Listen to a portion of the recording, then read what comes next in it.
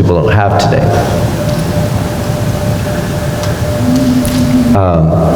So, what other things? So there may be some truth to that.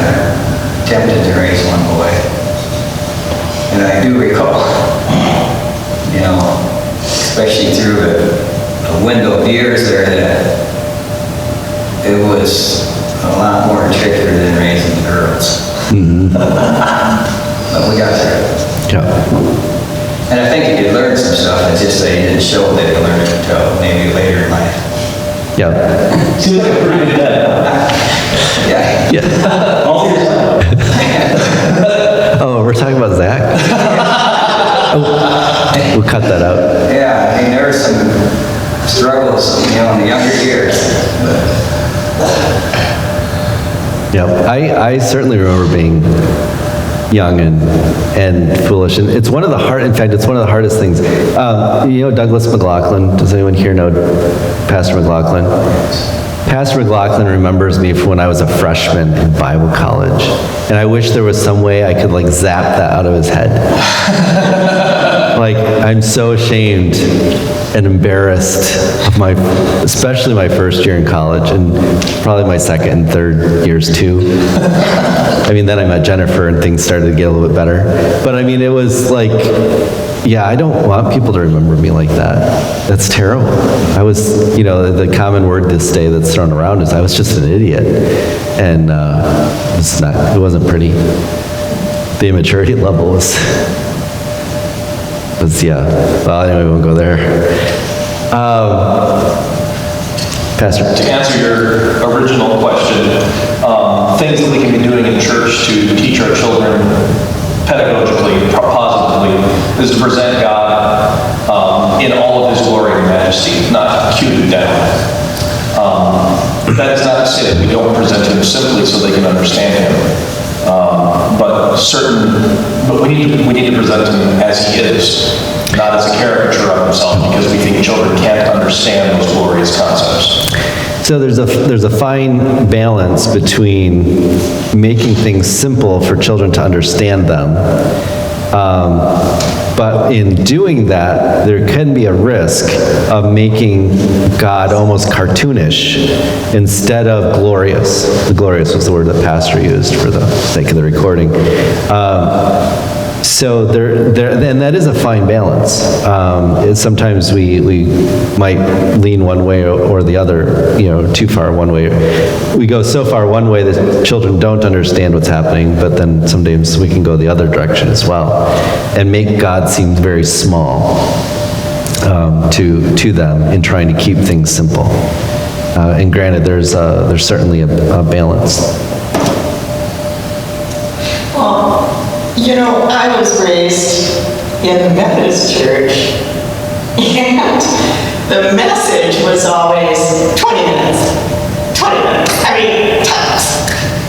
And when I first started going to a Baptist church with Paul and stuff, and the message was 40 minutes, my mind just turned right off after 20 minutes, and I just could not no longer, but when it's going to be done, it's going to be done,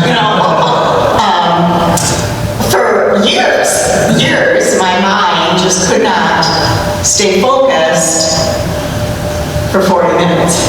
But now I can stay focused for 40 minutes, but I think that's enough. 41 minutes, no. I actually think it would be better for people like how I was if you throw in a bunch of examples. Maybe that's why you hold my focus better than some, Because there are personal examples. And I don't know because I know how I am. But that's just the way. So in your example, and I'm just repeating this because we're being recorded, is when you're trained at a 20-minute sermon your whole life, and then you go try to sit through a 40-minute sermon, it's a shock. And it's hard to make it, because you're like, for 20 minutes, you're like, when? The first 20 minutes you're fine. The last 20 minutes is, when is he done? Like, how long does this go? Like, what did I get myself into? Can I get out? So when we're training, even when we're training young people, part of that endurance, part of what we're training is you often, so for example, when I was in high school, I ran the mile. What was my training? I ran 5 miles. Right? I ran 5 miles so that 1 mile, I wouldn't be tired at all. 1 mile would be easy. And the time it took me to run a mile shortened.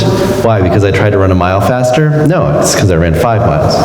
So when we're talking about training and discipline and how do you discipline yourself to listen to a 40-minute sermon? Maybe it's you listen to hour-long sermons, and that helps you with 40-minute sermons. Now, that's why in public speaking, you understand people have limits, and if you're going to actually do anything beneficial for them, you're not just talk because you want to talk, then for your audience, then you are going to be cognizant of that and try to give mental breaks. Pastor did it. I don't know if you did it on purpose today, but you did one today in the message where you stopped all of a sudden right in the middle.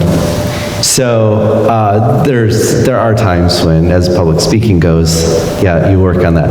I was at one of these conferences up at Brainerd a few years back, and the keynote speaker, he's a liberal arts guy. He's now president of some company nationwide. He used to be, I think, the president of Lake Superior College.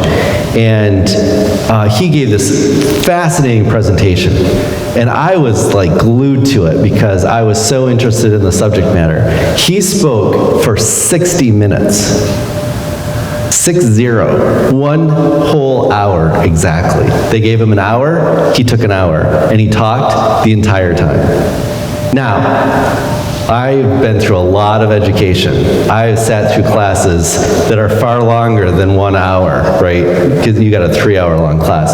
And I'm sure that they give you some breaks. Yeah. But we've sat in some classes for a long time, and you had to pay attention the whole time. So you learn that discipline of sitting there and listening for a long period of time.